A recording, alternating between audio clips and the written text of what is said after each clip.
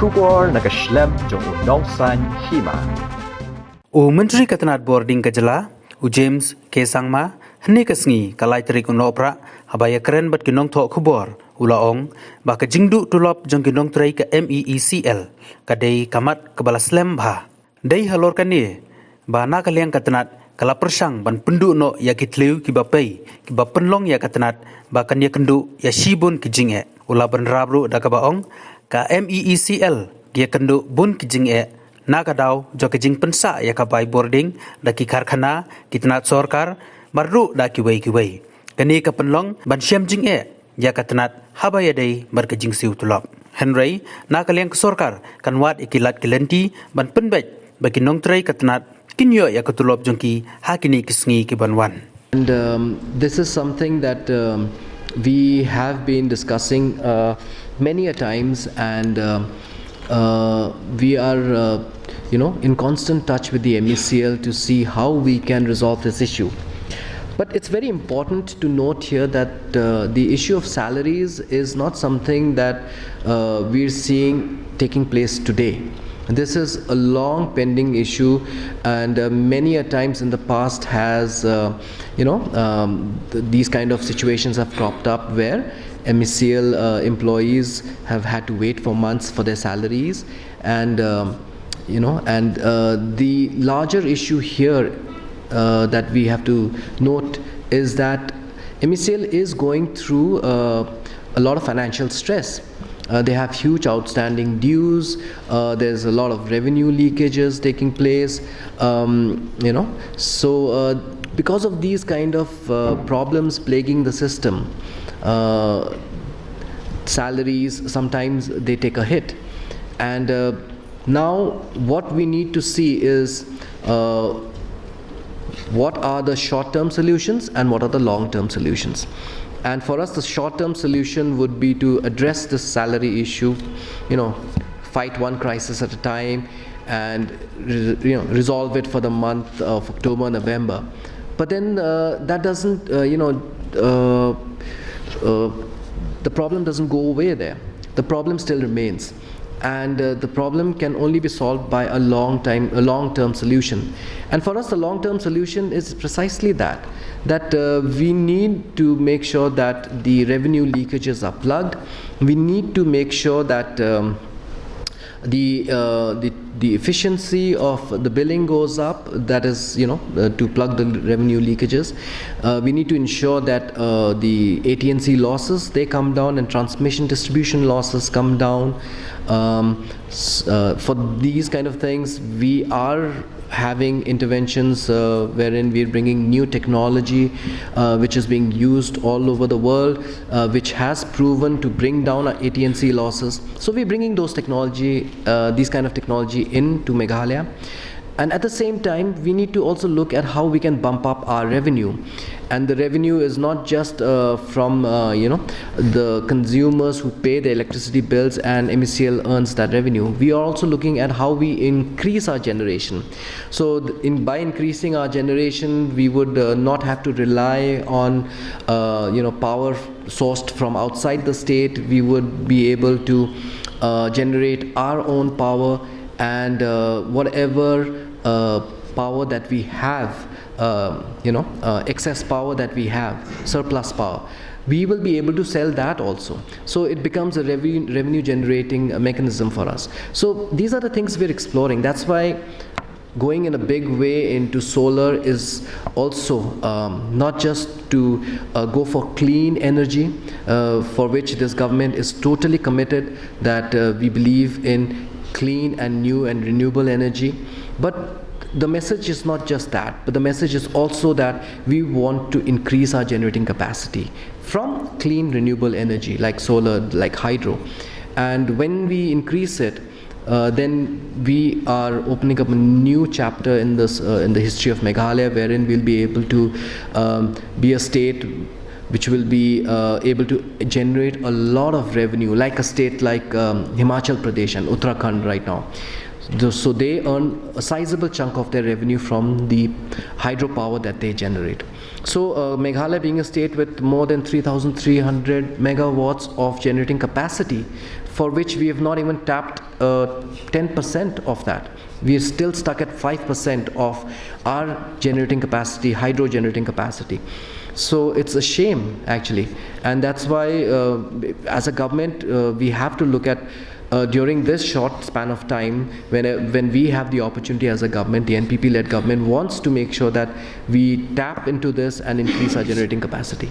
So to answer your question about salaries, we are very sincere, we are very committed to this, and we see the kind of service which has been provided by the employees of the Meecl. We really appreciate that, and we are very thankful for that.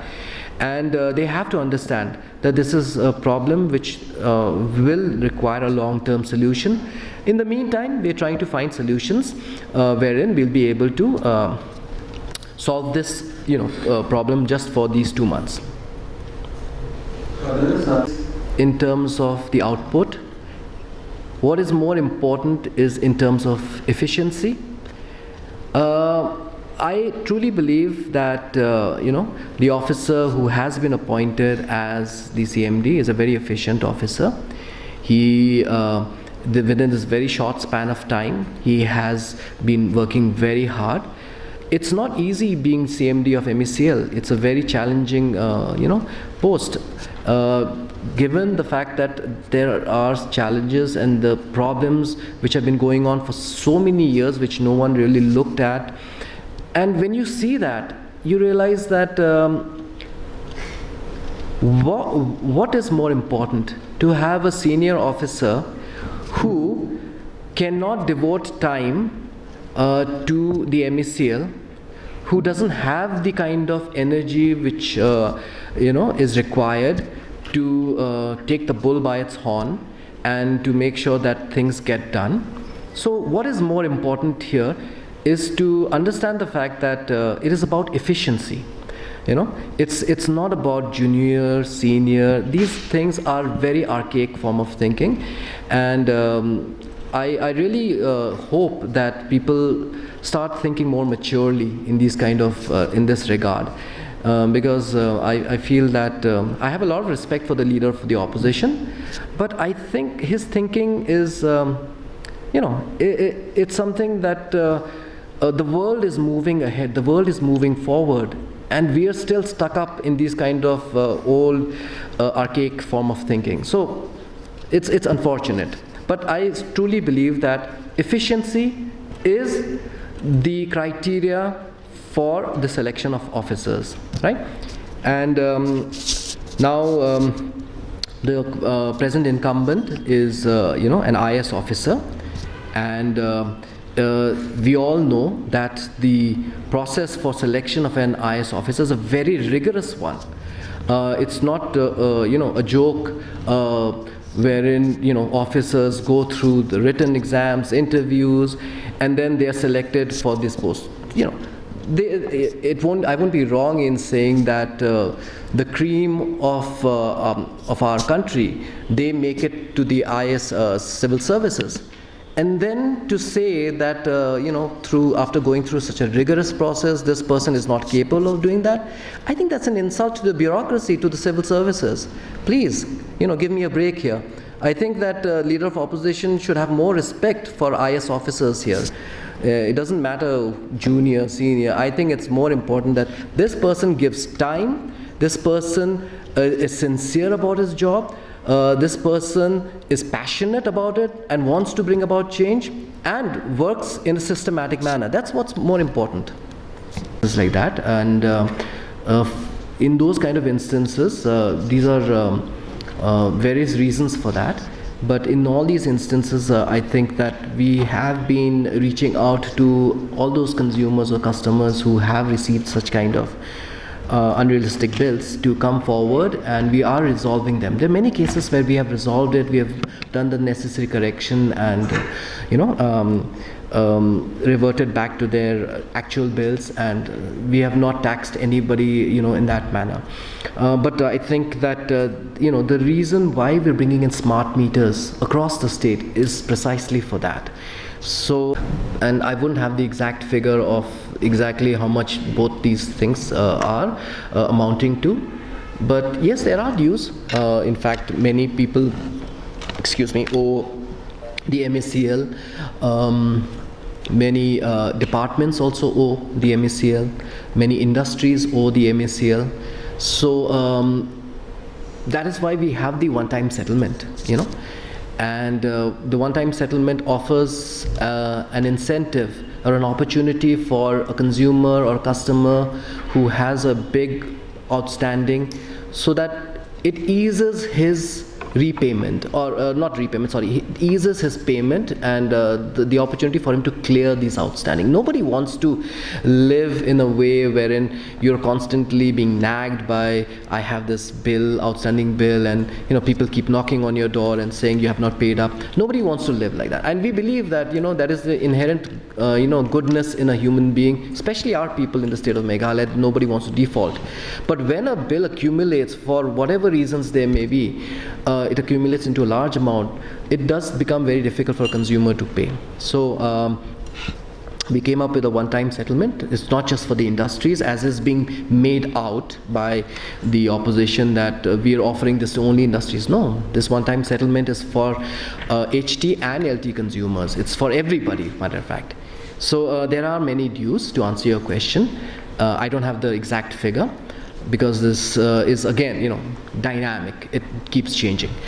But the first part, what you asked for, that how are we going to ensure that we don't have cuts when we have outstanding dues to central power generating stations, and they are breathing down our necks.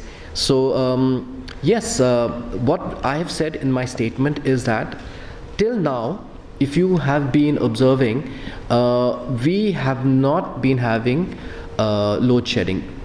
The quantum and the frequency of load shedding has considerably come down, and we are not satisfied with it ourselves. We feel that yes, we need to do more, and we need to keep improving the system so that zero.